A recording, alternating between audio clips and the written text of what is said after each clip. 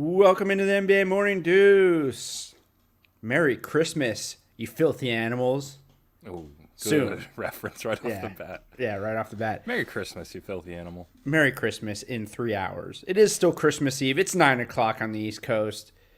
We're ready. We're here. We had nothing better to do, me and Alex. So we're going to do another Christmas. This is our second Christmas. This is actually the second episode of NBA Morning Deuce we've done on this Christmas Eve. Incredible. If you can believe it or not. This is how dedicated we are. Yeah.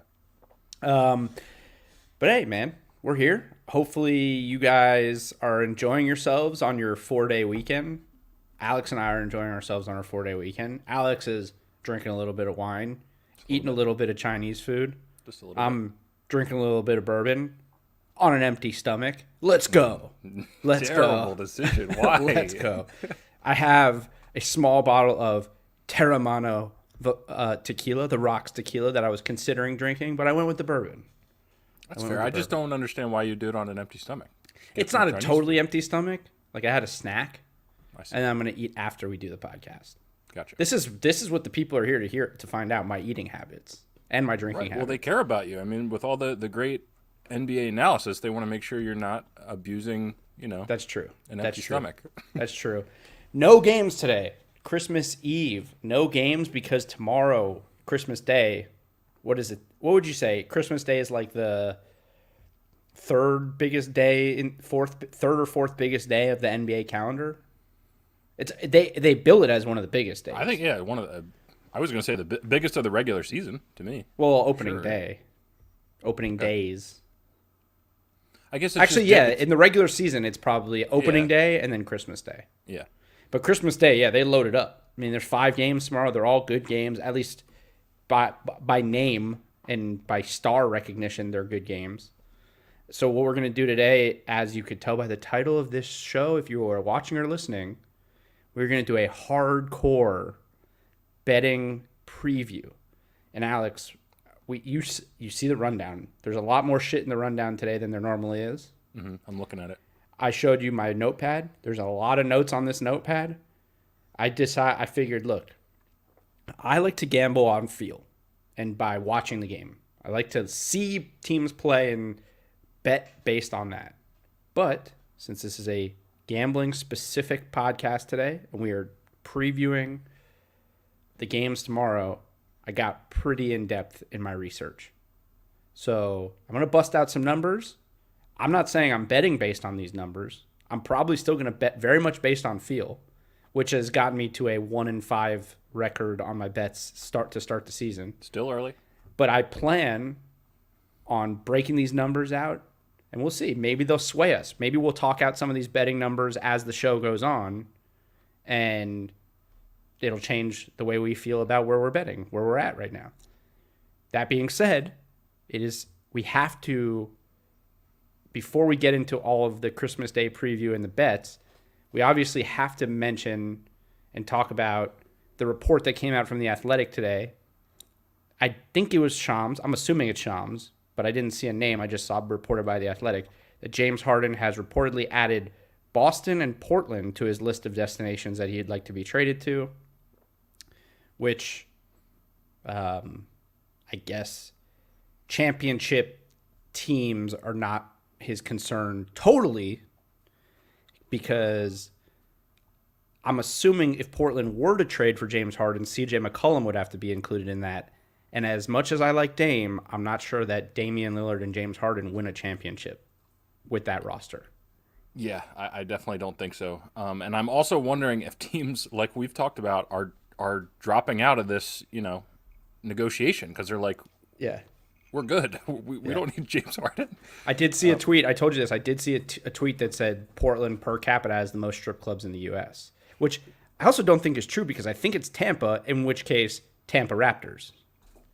Right. And maybe they get another one-off championship and their guy then leaves again, although he's under contract. Blazers look like that team that could be that dark horse that nobody was talking about last week that you were saying, it just feels like someone's going to come out of nowhere. But I don't love the pieces that they could offer. Like, obviously, CJ McCollum's really good, but I feel like the teams that have been in the mix for this, CJ McCollum is better than Tyler Hero right now, but I feel like if I'm Houston and I'm going to completely rebuild, I'd probably rather trade him to the Heat for Tyler Hero. At 20 years old, has a higher upside at this point in his career, and CJ McCollum is really good, but like you're not going to totally rebuild your team around CJ. I agree with you 100%, but I seriously think teams like Miami and teams like Milwaukee, like good teams, are dropping out of this thing, like because James Harden is making himself look like an idiot. What if James Harden watched Boston against Milwaukee and saw how good Jaylen Brown is and was like, I won't play with that guy, not realizing that that's the guy that would get traded potentially for him. Yeah, I could see that. Of course he wants to play for Boston. If you put him on Boston and they could somehow get that trade done without giving up Jaylen Brown or Jason Tatum, holy shit, that's a crazy team. That's a great team. Yeah, I don't see how that's possible. And I mean, that would just be malpractice by the Rockets if they don't get I don't know what else they have. I don't know what else Boston has other than like their draft picks from the last couple of years. So you were bullish on this a couple days ago, and now I'm right alongside you. There is no shot I'm giving up Jaylen Brown. There's just no shot. I'm not doing it. He's a star. He's a star. Yeah, I mean, we talked about it at length yesterday. We don't have to talk about it a ton, and we will talk about it a little bit because we'll preview their game tomorrow on Christmas. But Jaylen Brown he has a shot to be a top 15, top 10, particularly because there's only a limited number of guys you would put as legit two-way players in the league, and he is a legit, like, not a two-way in terms of like star power, and he's legitimate. I mean, he's there. He's already there towards the top of the league. One of our commenters the other day when we were doing it said he could see Jaylen being like a Kawhi Leonard type. I mean, I don't know that he'll ever be better than Kawhi Leonard, but I guess, yeah, the upside, sure. Yeah, I mean, just the so fact that young. the comparisons are like reasonable. It's like, that's how good this guy is. Anyway, my point for bringing that back up again is just I don't see any way he gets to the Celtics. So in terms of this new report, Blazers make a lot more sense. Right. I don't know what. I don't know. I don't think they have enough young pieces either. They'd have to give up 5 draft picks. This just reeks of James Harden looking around and being. Also, who knows if these are true? Who knows where this report's coming from? It's definitely not coming directly from James Harden. Right. So, like, if he wants out of Houston that bad, of course, like, he wants to be traded to any playoff team, you know? Like, so, yeah, not a big deal. All right, let's get into these Christmas Day games. Let's do our betting preview. The first game of the day tomorrow will be Pelicans at the Heat. The line was 4.5 this morning when I started looking. It is now at 3.5. The big thing with this game that it's hard because obviously we're doing this ahead of time, so you have to take what we say. You have to pay attention, right? Just don't watch this or listen to this and be like, "Oh, they said Heat 3.5," and then just bet it. Like, take what we say, but also pay attention because Jimmy Butler's questionable. And if you watched or saw the opening night, he turned his ankle. And it wasn't even like a turned ankle. It was like a non-contact weird ankle thing. He kept playing because he's Jimmy Butler. And then he later went up for a rebound and fell on his ribs. It was weird. He kept playing. He played the whole game. But now he's questionable. Who knows? I mean, is this game important?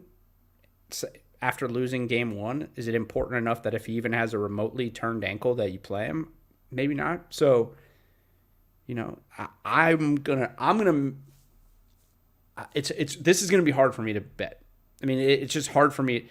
I think we'll discuss it as if Jimmy Butler's playing, but we'll also talk about the implications of if he's not playing. Does that make sense? Yeah, definitely. So that being said, on Christmas Day, Jimmy Butler's 4-3 all time. Okay. He's 5-2 against the spread on Christmas Day. Jimmy Butler. Jimmy Butler likes Christmas. 18, 5-4 on Christmas Day games. They lost their first game. I do think they are a better team than the Pelicans. I would lean if Jimmy Butler's playing Miami. At 4.5, I wasn't sure, but at 3.5, I like it a little more. if I'm just picking this game, and by the way, for those of you who listened yesterday or watched yesterday, I did say I was going to go 4-1 on my Christmas Day picks. So I got to make a pick tonight either way. All right. I'm picking Miami minus 3.5 with under the assumption that Jimmy Butler plays. And if he doesn't play, then I'm whatever. Then this will be the game that I lost. Right. But okay, so you're gonna nail the other 4 for sure. Got it. Yeah. But just off of which team now, New Orleans looked great against the Raptors. So this is an interesting game in terms of evaluating what the Pelicans are. Definitely. I was going to say this is a barometer game. I mean, it's still the second game of the season, but this is a much better barometer for how good the Pelicans are than the Raptors, because we think the Raptors are not quite what they were. That's not even what I mean. I just mean, like, if Jimmy plays and the Pelicans win, then the Pelicans maybe are legit, because we think the Raptors aren't good. Like, it doesn't even matter. Like, I don't mean evaluating how good the Raptors are.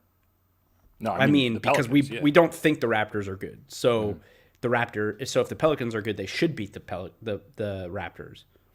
But we know the Heat are good. So if the Pelicans even keep it competitive with Jimmy Butler, then maybe they are a little more legit than we thought. Yeah.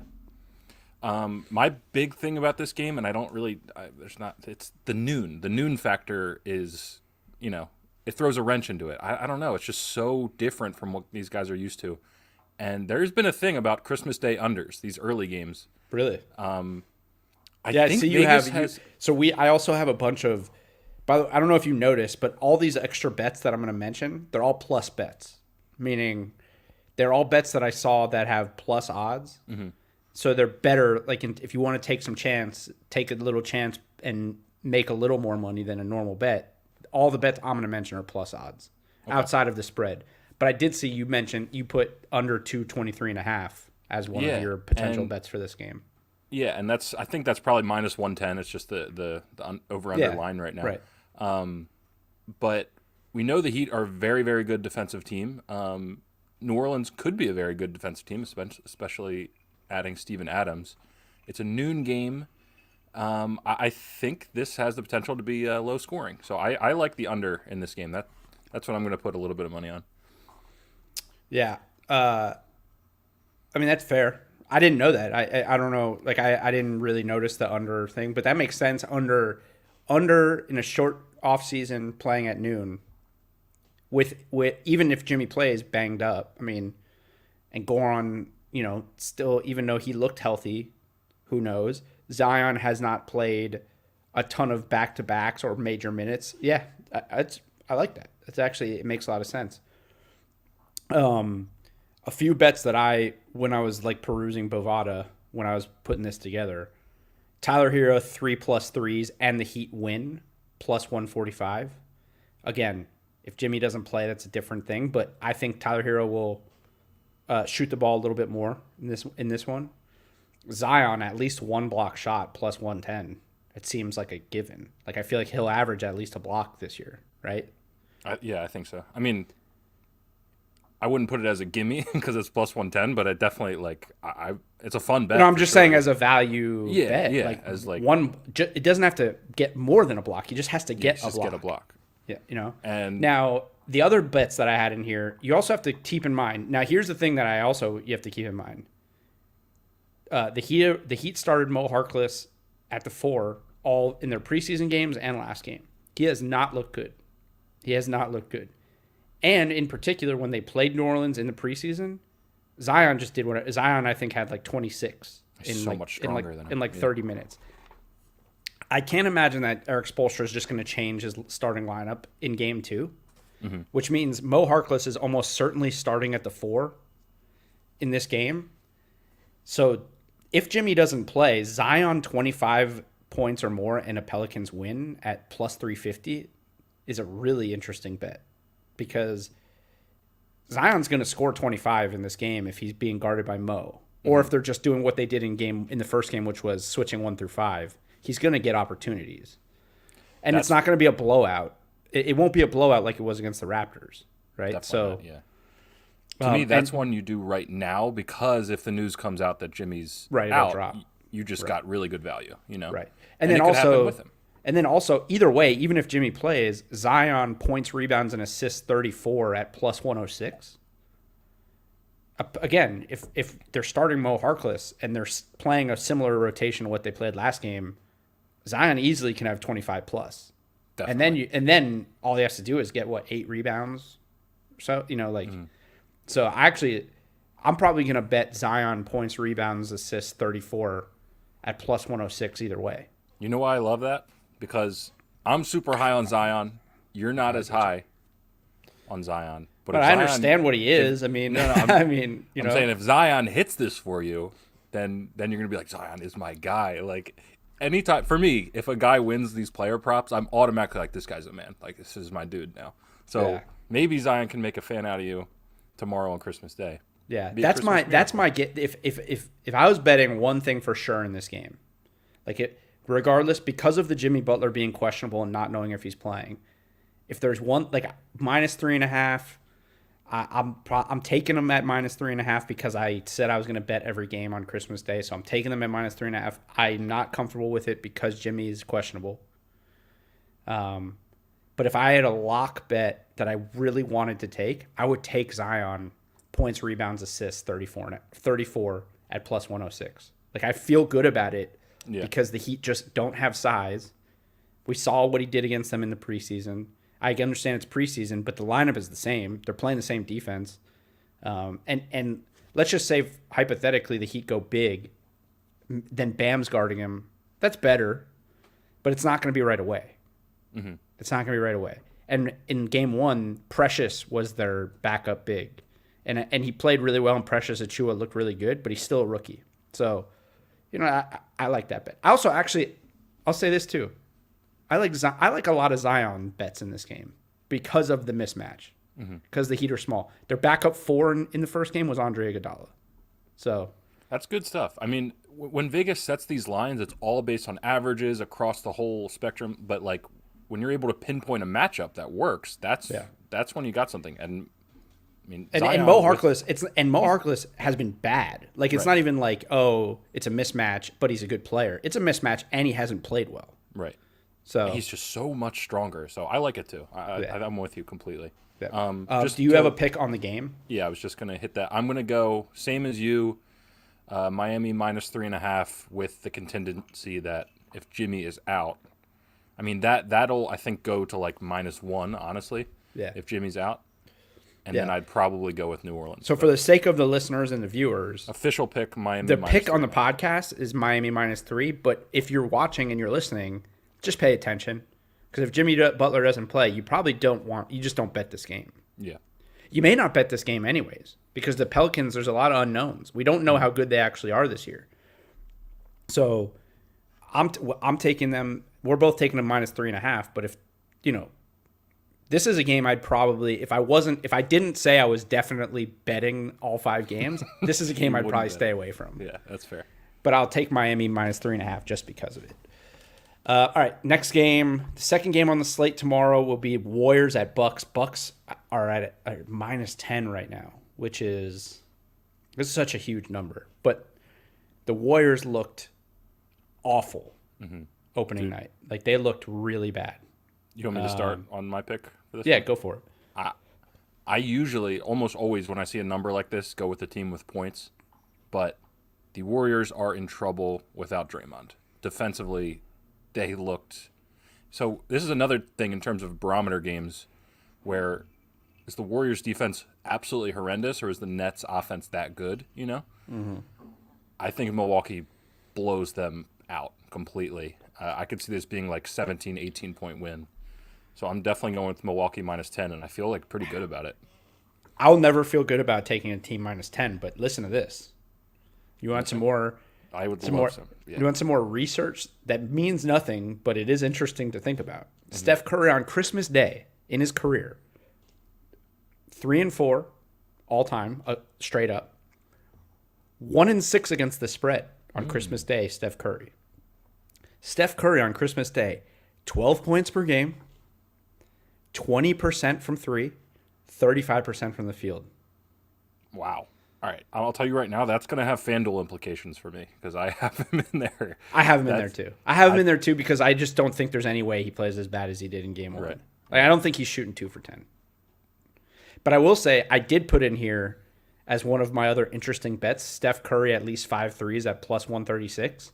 I did put that in before I saw that stat. Right. Yeah, I was going to say that doesn't seem like enough value for like Steph could hit 5 threes, but if he does, I want better than plus 136, you know. I don't know. That's true. I would need better value if I'm going to bet that. I also have Kelly Oubre 25 points, rebounds and assists total at plus 108, which I actually think is a good bet because he's going to have a better game. Like, yeah, I mean he could easily go for 20 points and then at that point you just somebody has to score. Right. Like this is the thing with bad teams, which is what's so hard about them, but it's part of why bad teams are so good for FanDuel. Someone's got to get points and stats, right? Like someone has to score points, someone has to get these stats. Even a team that only scores 100 points, someone's doing something. It's like last game, James Wiseman was great in FanDuel because he got a lot of rebounds and then he played the garbage minutes. Mm-hmm. So, but yeah, that number not great. Now Giannis 1-1 on Christmas. Last year lost to Philly on Christmas. Oh, I remember that game. That was a game but that doesn't really mean anything. He's only played on Christmas twice. So, in the last 10, Milwaukee and Golden State are 5-5 against the spread. Each team has covered 5 times. Okay, that's good stuff. Not that means anything. Heads back 3 years, 4 years? Yeah, but that means that these guys have all been on the team. I mean, not Golden State. It's basically a brand new team other than Steph, but Milwaukee's pretty much the same team. Yeah. I'm really excited. I mean, Drew will presumably guard Steph most of the game, right? I think that'll be a fun matchup. Yeah. Just because that's supposed to be the big upgrade for Milwaukee is defense at point guard. So right. That'd be fun to watch. So what's your official pick for this one? Come on, Joey, he said 4-1, man. Come on. I know. Milwaukee lost. If Milwaukee won opening night, I would probably go Warriors with the points. But I got to go Milwaukee because like they lose a heartbreaker and the Warriors are just not good. And Draymond's still not playing. Right. And how they lost it. Like Giannis has got to be stewing. He misses the free throw. Right, that's what I mean. Yeah. Just they're not going to Milwaukee's not starting 0-2. They're just not. The Warriors, they're going to be an atrocious defensive team. I think they know it. They're in a weird spot right now, man. They are in a weird spot. Without Draymond, like listen, Steph is so good. We know Steph's good. Like we know how great Steph Curry is. He is a great basketball player.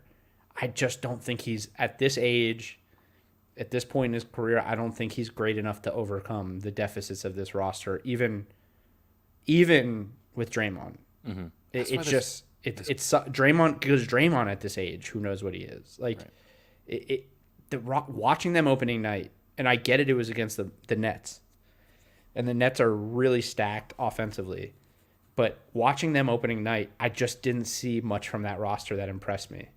I know Kelly Oubre has a chance to be a really good player, and obviously Steph is Steph.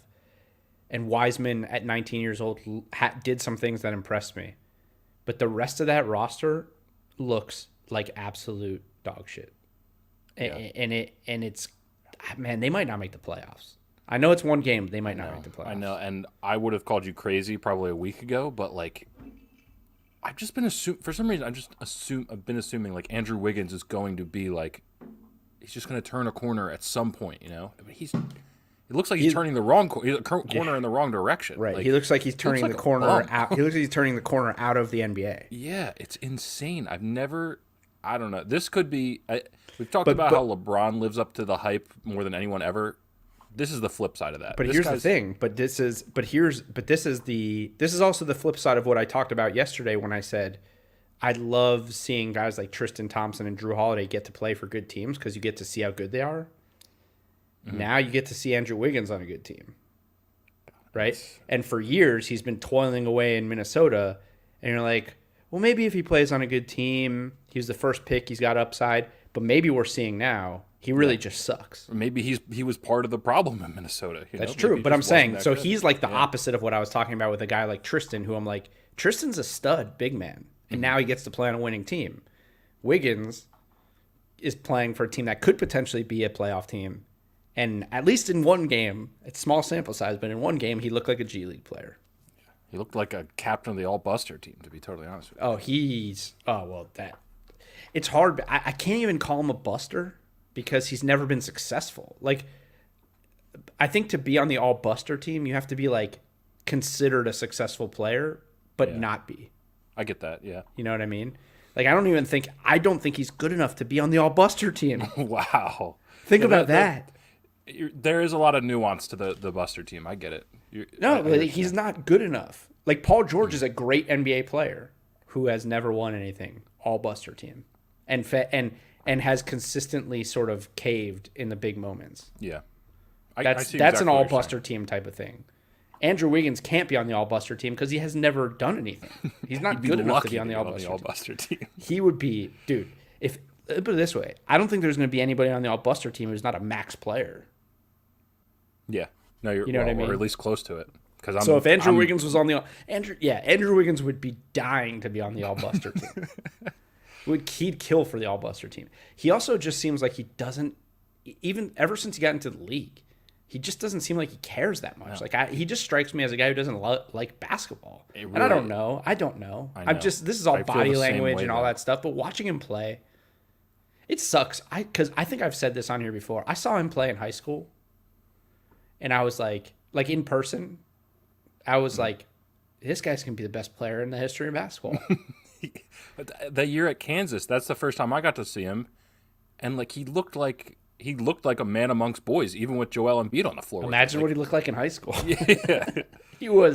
I was like, oh my God, this guy, this is stupid. This is LeBron.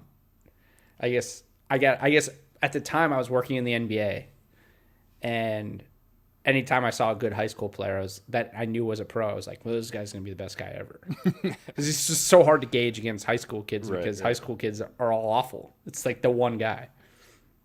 All right. Yeah, so all right, Bucks. So we're both taking Bucks minus 10. Yeah. It's such a terrible bet.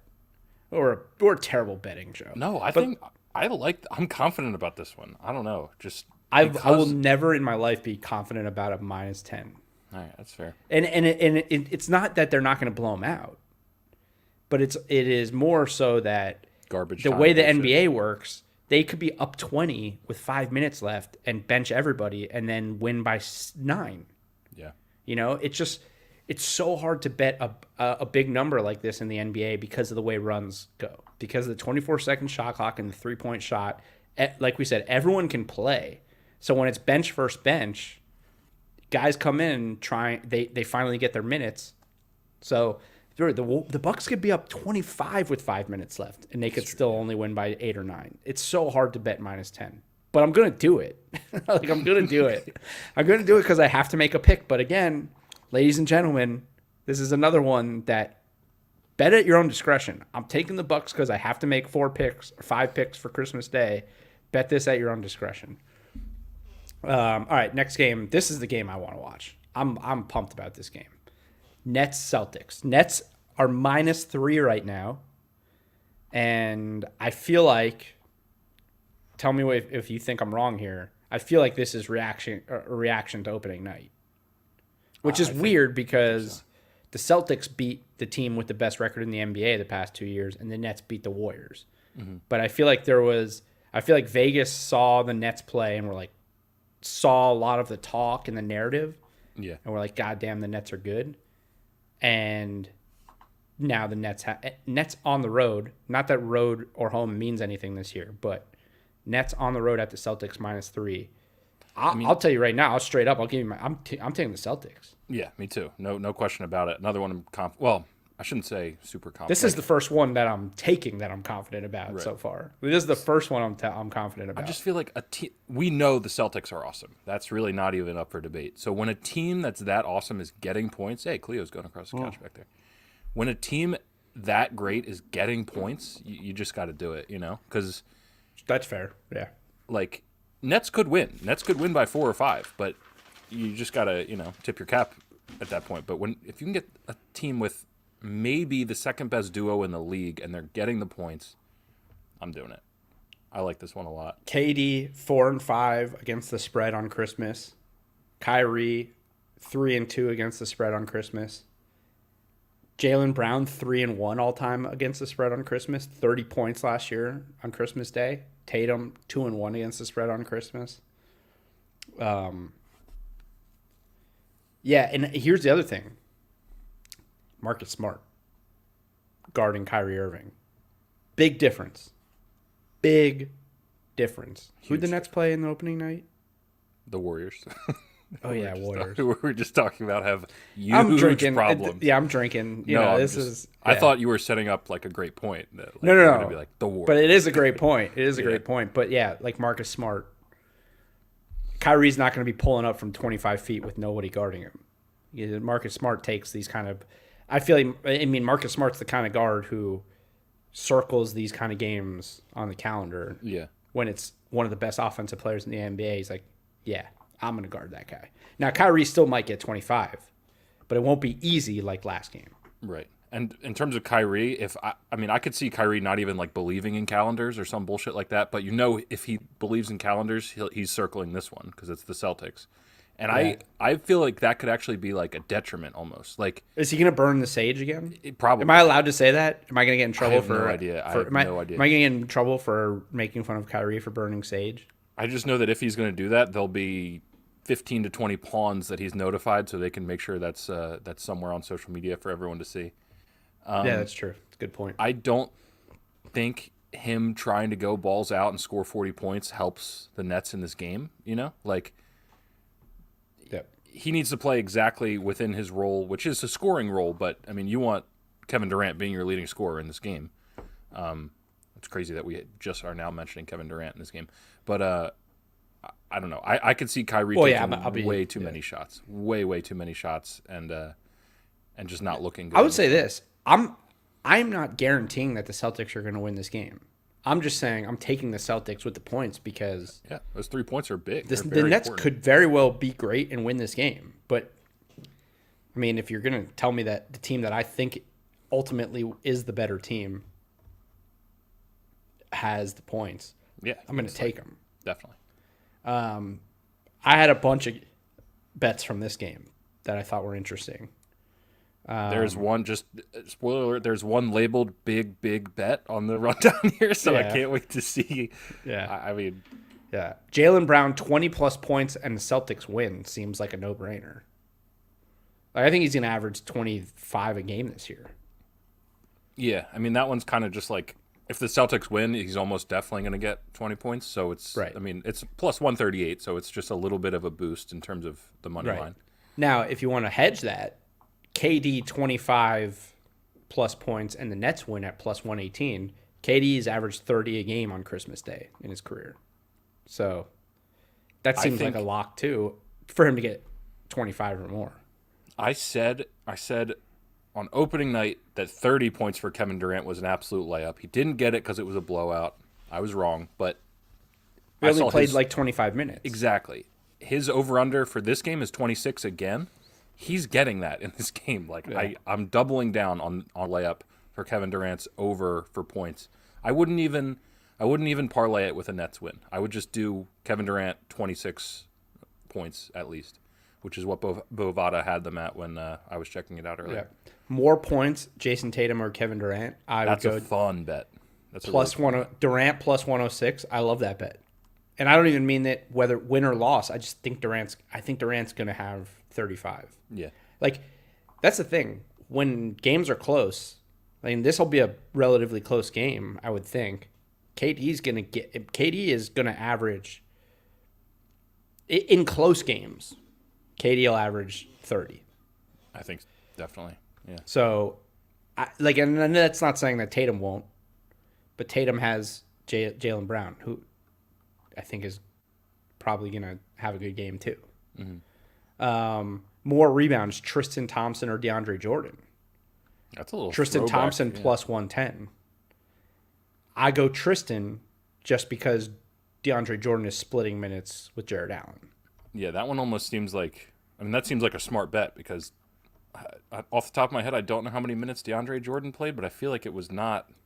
It was like 23, 24, something like that. 17. He had 17 minutes in the first game, which But it was a blowout. True. It was very true. So he'll play more minutes, but they're still going to split minutes between him and Jared Allen. Like, Jared Allen's going to play. Kevin Durant, points, rebounds, and assists, 38.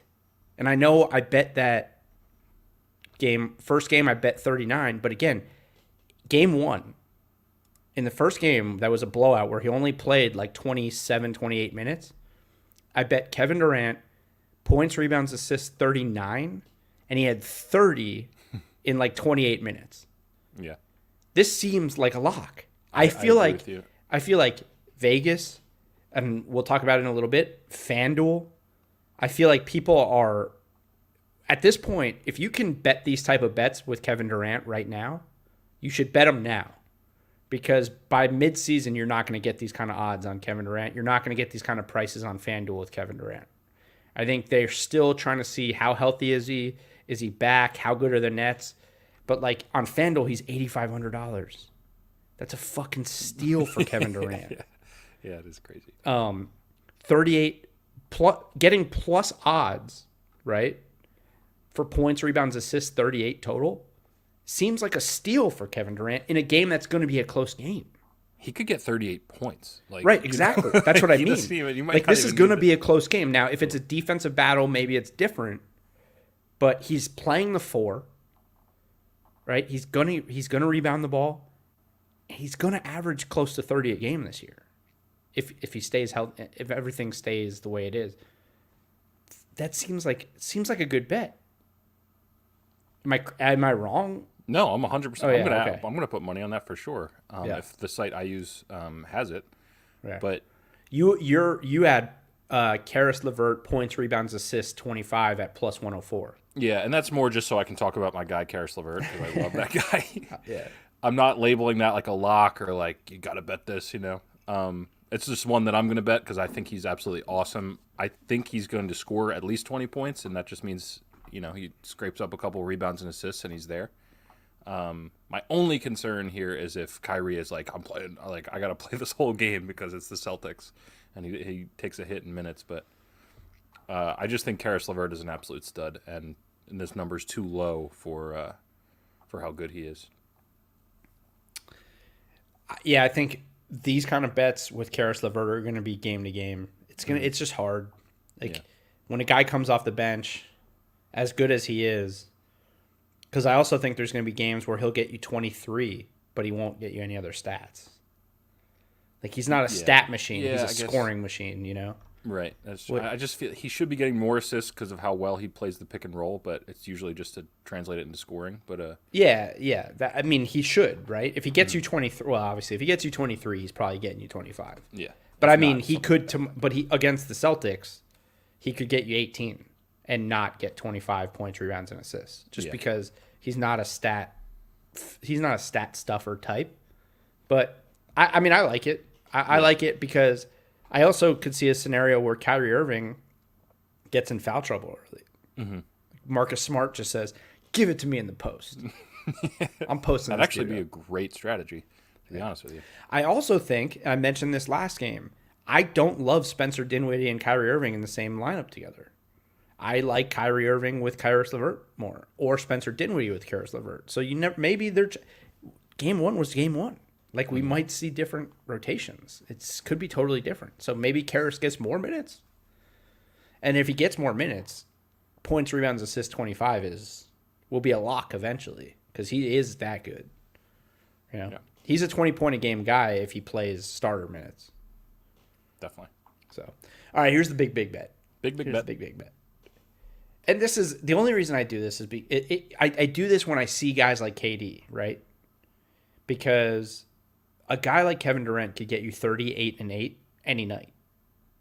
He just could. I mean, I understand 8 assists is a lot, but a guy like Kevin Durant on any given night can get you 30 points, 8 assists, 8 rebounds. And they have a bet right now. Kevin Durant, 30-plus points, 8-plus assists, 8-plus rebounds, plus 6,600, and the Nets win. Here's the thing. If Kevin Durant gets you a 30-point triple-double, the Nets are probably winning the game. Yeah. So at plus 6,600, I'm putting $5 down. I'm gonna win a bunch of money for that. Right. The reason this bet is awesome is not because of the 38-8. It's the plus 6,600. You know what I mean? Well, and the player. Yeah, yeah. Because they have a number of bets like this. But almost, not for the second best player on the planet. Right. Like it's incredible how Vegas, who gets everything right. Like Vegas is so good at what they do, obviously. But because of the torn Achilles and because he's coming off an injury, everyone is they are so underestimating what Kevin Durant can do on a night in and night basis because they're trying to see if he's healthy. I watched him play in the preseason. I watched him play in game 1. Kevin Durant's healthy. He's healthy. Kevin Durant can get you a 30-point triple-double any night of the week. Will he get you 10 assists? Probably not. But at plus 6,600, it is worth throwing down a few bucks. Because if you throw down a few bucks, you could win a ton of money if it's the one night that he does it. Yeah. And like if you bet $1 on every game at these odds, you're going to make your money back at some point. I'm with you. You know what I mean? It almost feels like a mistake on Bovada's because we'll get to it. I have Luka 40 plus points and Dallas wins is plus 1,200. So like that discrepancy there in terms of putting up 40 is not normal. Right, like but he doesn't have to do. I mean, he doesn't have to do anything else. I'm just saying it's. I know, but 40 still. Yeah, I'm just saying. Doesn't that feel like it should be worth more than plus 1,200? You know. It's the. I mean, I would look back and see how many. I mean, you said it like Vegas is based on points, right? Or based on like past stats. I wonder how many 40-point games he's actually had in the regular season. That's probably part of it. Yeah, it's the. But no, it's fair. I would put that bet down. Yeah, no, I'd put a couple bucks down on it. I'm just pointing out the value you're getting at plus 6,600 for something that is just so possible to happen. Yeah, is fun and it's a fun bet to watch. Now that is it is 30 plus, 8 plus, and 8 plus, so it means he has to get 31, 9, and 9. Yeah, he's got to do more, but 31 and 9, 31 points, 9 rebounds is if there was a bet on 31 points and 9 rebounds for Kevin Durant tomorrow, I'd take it. Yeah, like it's very, very realistic and almost a certainty on many nights that he could get stuff like that. It's just the assists. Especially on Christmas. I mean, he knows everyone's watching to see if Kevin Durant's healthy. Like this game is probably bigger to him than opening night, I would imagine. Well, maybe not because he was facing Golden State, but point still stands. I get what you're saying. He's going to go big tomorrow. Got to go big. That's why this is the big bet in all caps. That'll be a new segment. Big bet. I'm gonna bet it. I mean, I'm gonna put the money down on $5. this. I mean, yeah, $5. I don't even remember what it wins you, but it's like I think you win like $300 or something. It's like some. How could you not? Do you know what I could do with $300, Joey? Probably what I did with $300 earlier. Bought a bunch of whiskey. But Terramana tequila. Yeah. All right. But so just to recap, Nets, we both are going Celtics plus 3 on this. Yeah, I think all 3 of our picks are the same now, which is okay. That's fine. Yeah. Well, hey. Yeah, it's fine. Great minds. I'm also 1 and 4, 5. You're 2 and 4. But here's the thing. My I'm still living off my playoff record, which was like 30 and 12. Against the spread. So I'm living off that for a while. And honestly, if you're trying to make money betting NBA, you should be betting the playoffs when things matter so much more. So that's true. It's more. Well, also like playoffs, yeah, you know the teams, you know the matchups. It's and like the way I tend to bet is much more suited for the playoffs because I bet off of vibe and like a team like trends and the way I see things going. Which doesn't really equate to the regular season all the time. Well, sometimes it does. Perfect case in point is what we saw with Lakers-Clippers on opening night. Paul George gets extremely hot, and Frank Vogel calls off the dogs. You know that's not happening in the playoffs. Or Heat. Yeah. Heat -5. Heat -4 or 5 on opening night.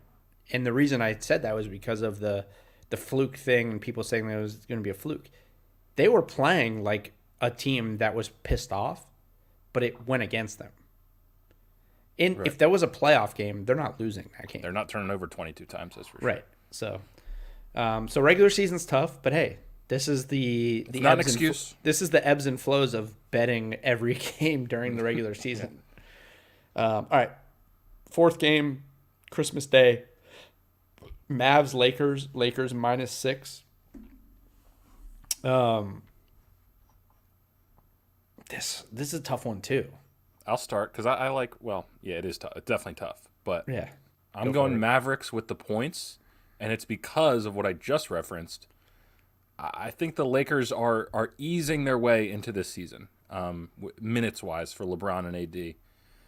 Maybe that's different because it's Christmas, but I mean, they had an opening day primetime game, and they were not concerned. I mean, they were concerned with winning the game, but they didn't play LeBron 40 minutes to get a W. You know what I mean? So we know the Mavericks are extremely good. This is the same thing the point I made with the Celtics getting points. The Mavericks are getting 6 points, and the Lakers have some confusing stuff going on with their rotations and minutes right now. So I'm going Mavericks with the points. Yeah. That's fair. LeBron tweaked his ankle a little bit in game one. They asked him about it, and he said, I've never missed a Christmas game, and I'm not going to miss this one. But he's playing. Yeah. So when I heard that, I'm like, I'm taking the Lakers. They lost game one. They didn't look very good. LeBron likes playing on Christmas, motivated. And then I did my research. LeBron James, 9-5 all time on Christmas Day, 8-6 against the spread all time on Christmas Day. That's not good numbers. Those are not good numbers. 8-6, well, not fantastic. 8-6 is okay. I mean, if you're betting, it's not. Yeah, it doesn't give you any confidence. Right. But last year, against the spread, Lakers 3-1 against Dallas. Okay. I'm gonna go Lakers. Okay, I was not sure where that was going. But I'm gonna go Lakers. I'm just gonna go Lakers. I think Dallas is gonna be a top 5 team in the West this year. I think when Porzingis is back, they're gonna be a really good team. But they seemed like when I watched them opening night, they have some things to figure out too. Mm-hmm. They did not play well, especially in that first half. They did not play. Yeah, well they didn't look good. They looked a little sloppy. They look like they have, they just look like they have some things to figure out. So, again, this is another thing where it's like I don't see the Lakers starting the season 0-2. Same with the Bucks, where I was just like, it'd be weird to see them start 0-2, but they might. Or no, sorry, I was thinking about the Celtics. Yeah, I think the Bucks. It's the same with the Bucks. Like I don't see them starting 0-2. Mm-hmm. Lakers, I don't see them starting 0-2. As much as obviously the Mavs are much better than the Warriors this year. Yeah, I gotta go Lakers -6. Okay. And maybe part of that is that we have to have one different pick. Yeah.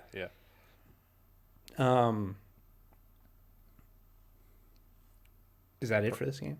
There's some the one thing. So I already mentioned the Luka 40+ points and Dallas wins is plus 1,200. I was kind of excited about, but any money I would put on that, I am now putting on your big bet for KD 38-8, just because the odds seem just so good at plus 6,600. So we can scrap that, but I do think Luka's going to have a big game. So I mean that could be a good bet for his over for points. I actually don't know what it is. It's probably in like the 29 range or something.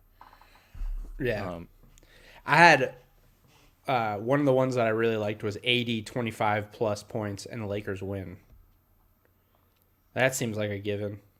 Yeah. I'm just weary. I'm weary of the Lakers minutes situation thing. Did he didn't have 25 the other night, did he? I'm sure he did. Actually, let me check. Get there pretty quickly. Well, either way. He only had 18 opening night in 31 minutes. Wait, hold on. You're talking about minutes or points? Anthony Davis had 18 points in 31 minutes. Right. I mean, it's yeah. Yeah. I know Clippers are a better defensive team. I don't know, just concerning. I'm just weird. I'm weirded out by what I saw with the Lakers in that first game. I just feel like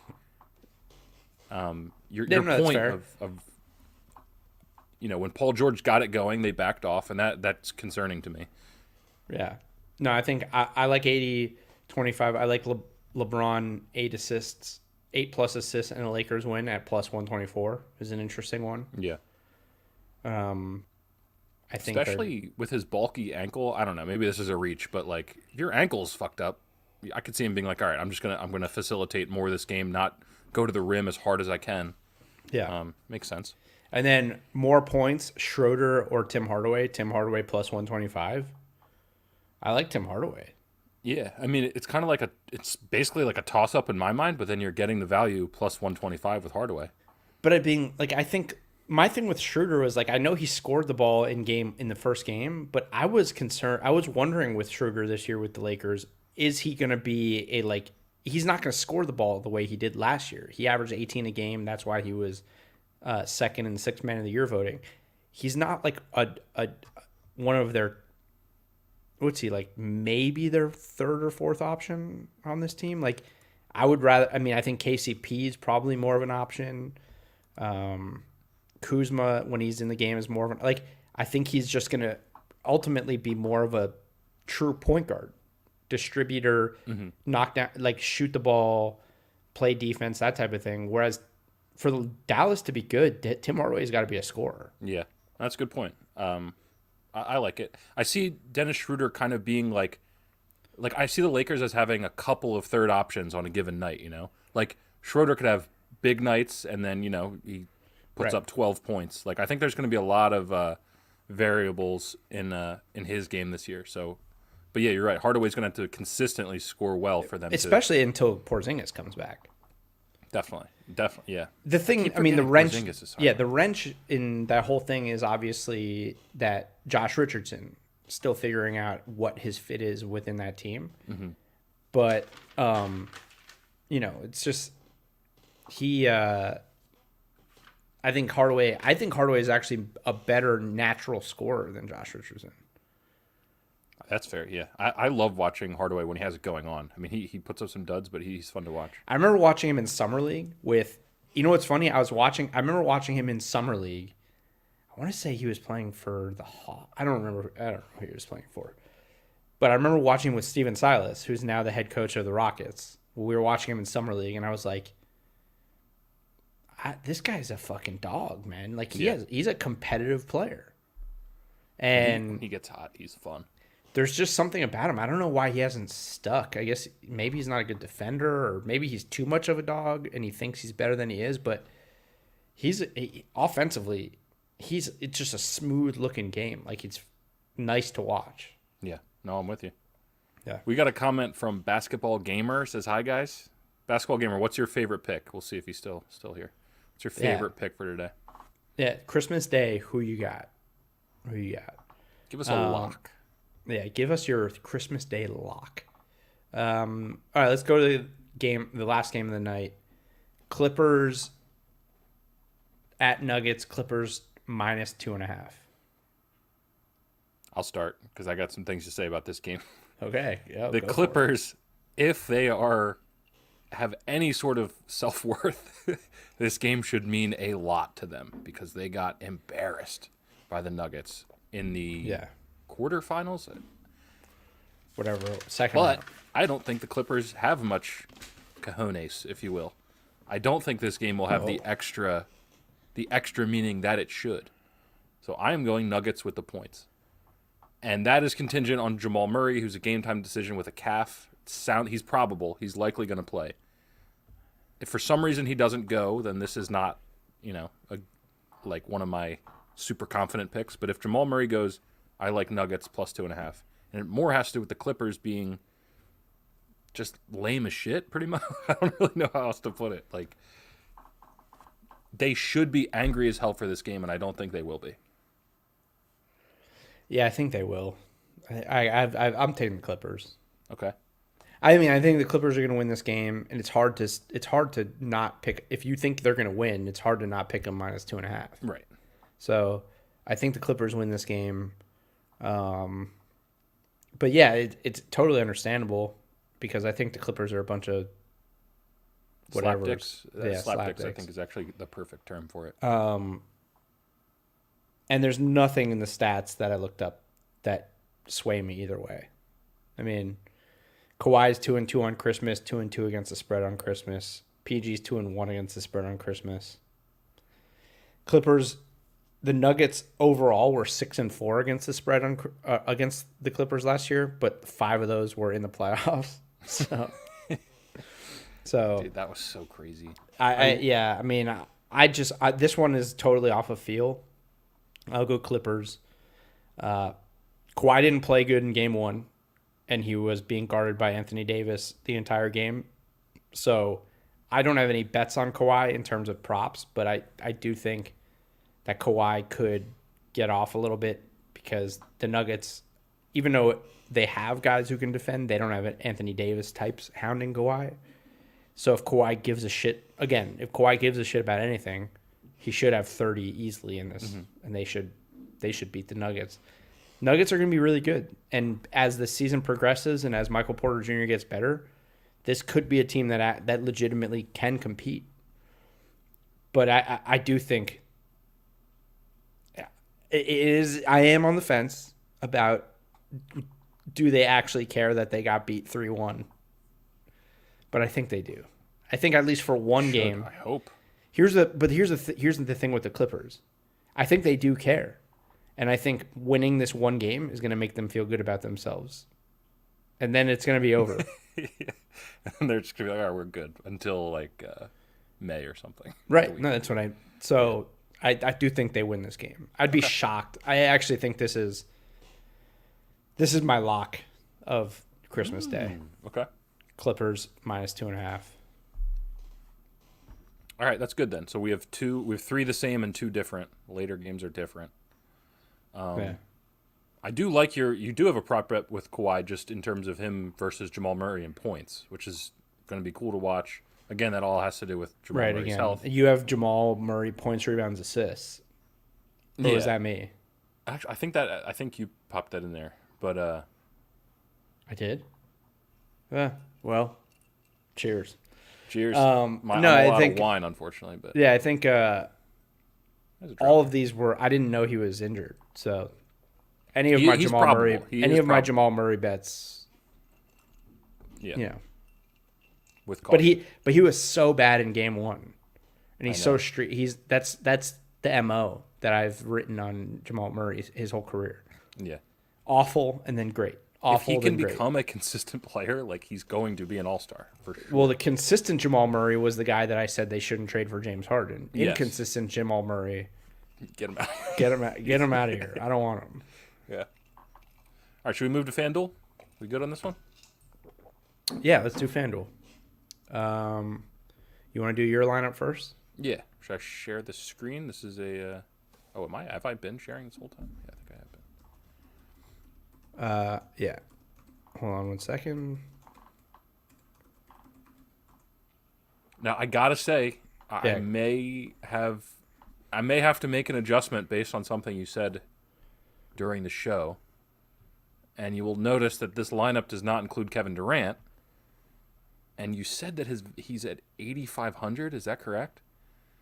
If that's the case, then he's going in this lineup, and I'll figure something out. He's 8,500 on my lineup. Okay, then he's got to go in there for it. Can you have him at small forward? Or does he have to be power forward? No, he's power forward. All right, then that's going to be tricky. I'll probably lose Brandon Ingram and get Kevin Durant in this lineup. But right now, as it stands, is Steph Curry and Jamal Murray.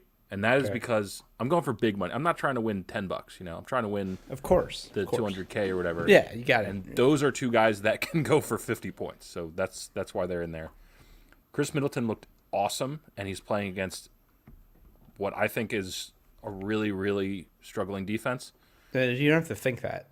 They are. I'm telling you that it's just yeah. one of the worst defensive teams you're going to see until they get Draymond back. Right, and that's why I've got 3 Milwaukee Bucks. Pat Connaughton, I was struggling to figure out which kind of roll off the bench guy for Milwaukee to play. I wanted to get Dante DiVincenzo in here, but I couldn't exactly make it work. I think Pat Connaughton can be the guy that has a big game for them, so I'm going with him. Brandon Ingram, I love. I just think he's the man, but he actually might get subbed out of here for Kevin Durant somehow. But Tyler Hero, I think, is great value at 5,000 because he's another guy that can go apeshit, especially if Jimmy Butler's banged up. Yep. Giannis, I know, is stewing about the missed free throw. I wouldn't be surprised if we see 30, 10, and 10 from him. in this game against Golden State. Kyle Kuzma is another one that's like he can get hot. We know he can get hot. We're wondering maybe he doesn't fit in LA, but he can have big games. And then James Wiseman, if this is another blowout, he could get some really serious points in the fourth quarter. Yeah. And he looked very solid to be anyway, so I think he's a good play. Yep. It's good. You want me to throw mine up? Yeah, we actually had a lot of similarities, I believe. All right, so yeah, I have Steph. I just don't like, even in a loss, he's not gonna shoot 2 for 10 on most nights from 3. So Steph's a good pick. Like I said, on bad teams, somebody has to score, and he's one of the best players on the planet. So his numbers will be fine. I like Drew also against Golden State.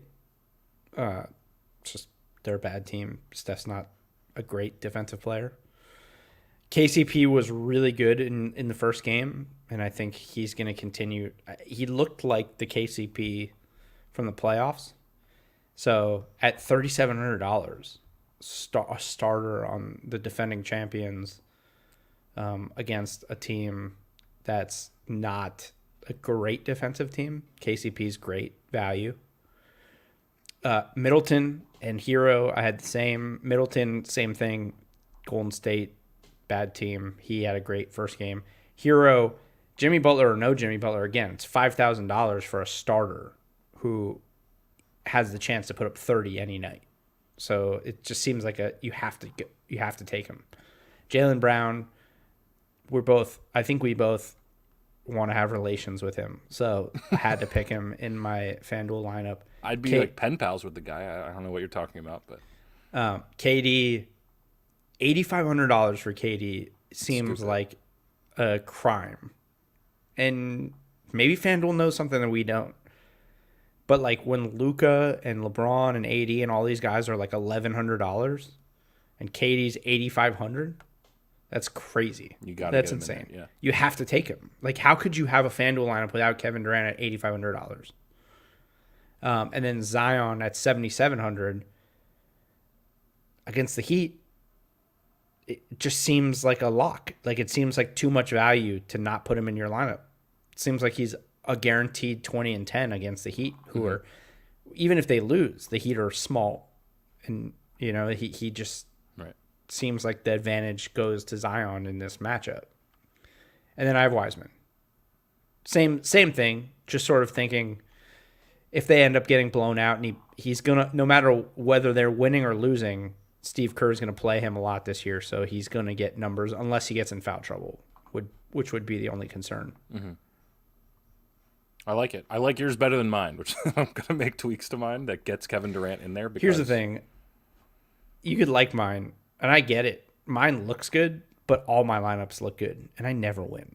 So it's so difficult. It's by the way, this guy sup guys. That's why I was laughing earlier. Yesterday, this is the second day in a row that he has commented starting 5-0 in the NBA is equivalent to starting 1-0 in the NFL. And you know what I said yesterday about that? Neat. No, I said I don't care. Yeah. And I still don't care.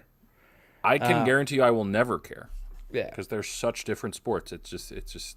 No, I just don't care. I just don't care just because I don't care. Love the comments, though. Sup, guys, if you want to comment this on every single show, we'll acknowledge it every single show. I'm down. Could be a nice little trend here. Little gimmick, if you will. All right. Well, I think that's it. Basketball Gamer never gave us his lock, which is really unfortunate. We'll survive. But good show. I'm gonna stay up late tonight so I can sleep in till noon and just wake up to some basketball. That's my plan. It's a good plan.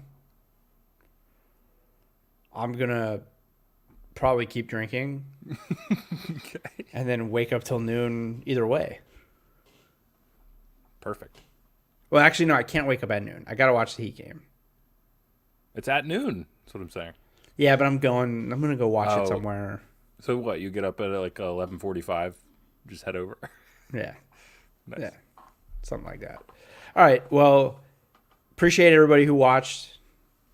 everybody who commented, although some of the comments were not so nice. Calvin, Merry Christmas and Happy New Year to you. And thanks, Calvin. Calvin. Merry Christmas to you, man. Yeah. I hope you win some money. Whether it's listening to us or not, I hope you win a bunch of money tomorrow. Yeah, maybe you go the exact opposite of us and you win money that way. I do have a hunch, Joey. I have a hunch that one of us, and maybe Calvin, one of the three of us is going to come back here on our next episode and have won a bunch of money somehow, some way from these Christmas games. I'll tell you this right now. I hope it's Calvin. Me too. It probably will be Calvin, based on I'm rooting for Calvin. You know, if I win money, there's a good chance I'm going to lose it. Eventually. Yeah. So Calvin will probably do something good with it. So Calvin, Merry Christmas to you. Happy New Year's to you and your family. And I think we're going to be back tomorrow night. Yeah. We're going to do a Christmas recap. Yeah. And yeah, whew, if you didn't like the boozing on this episode, we can't help you then. just get ready for tomorrow. All right. We'll see you guys tomorrow night. Thanks for watching and listening. Peace.